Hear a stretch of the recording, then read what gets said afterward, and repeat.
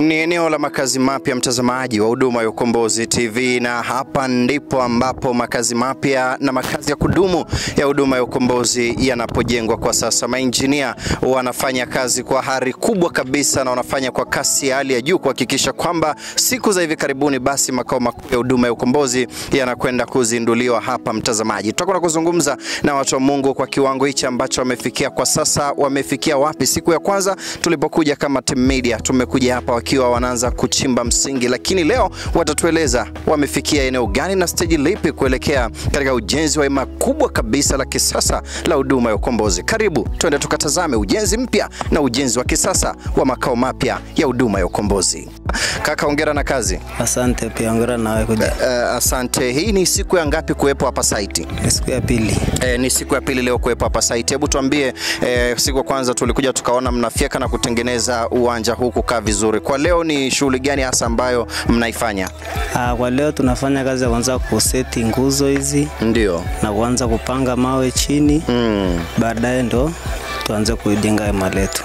Baadaye ndo mwanze kujenga hema, lakini kwa sasa tumeona mmeshapima, mmeshachimba msingi na mpaka sasa hivi mawe zimeshamwagwa hapa kwa ajili ya kuanza msingi. Una jambo gani la kumwambia kijana mwana Ukombozi ambaye anakutazama kuhakikisha kwamba pia anajiunga na sisi kwa ajili ya kujenga hema jipya hili na makao mapya ya huduma ya Ukombozi? Mimi la kuambia na kuwashauri, ndio niwaambie jamani wajitokeze katika hii kazi, kwa sababu nguvu kazi siku zote ni nzuri sana unapomtumikia Mungu katika nguvu kazi. Kwa hiyo tunaomba popote walipo wajitokeze kwa wengi. Tunawahitaji wengi sana kwa sababu kazi sio ndogo, kazi ni kubwa na inahitajika iishe kwa muda mfupi. Ndio. Kwa hiyo tunahitaji nguvu kazi kwa wingi ili muda ule ambao uliopangwa ukute umeshaisha na kila kitu kimeshaisha. Asante sana. Asante. Hongera na kazi, na tuambie hapa hii leo kwa siku ambayo ni siku ya pili kwa kuwepo hapa site, nini ambacho kinaendelea hasa kwa kina mama? Nyie ni kazi gani hapo mnahakikisha kwamba mnafanya kusapoti jengo hili la Mungu likamilike?